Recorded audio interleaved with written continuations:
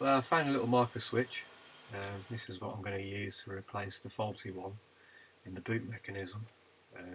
I was getting a open boot warning error, and it was this little micro switch wasn't working properly.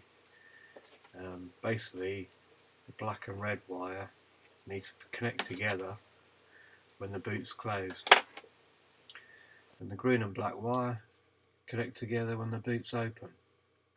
So as you can see here, I've bent the little tab so it fits between this little slot and the little tab at the bottom, so when the white cam moves across it activates the switch.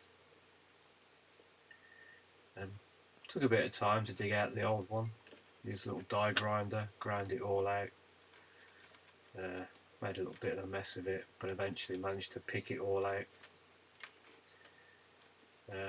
You haven't got to go this extent, you could just solder the black and red wires together, but the way I look at it is, it's there, why not fix it, make it work properly, you know.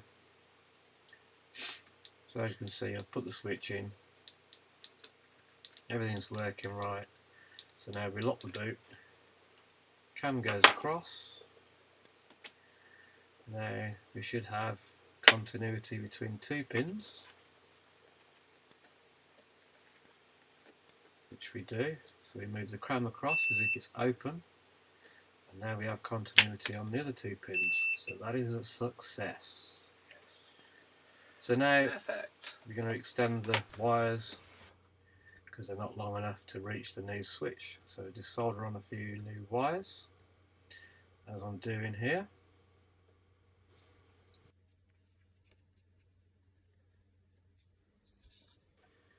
Once our wires are extended, we've now soldered the right ones onto the right connectors on the switch, just remembering that the red and black are the ones that have got to be connected together when the boot is closed.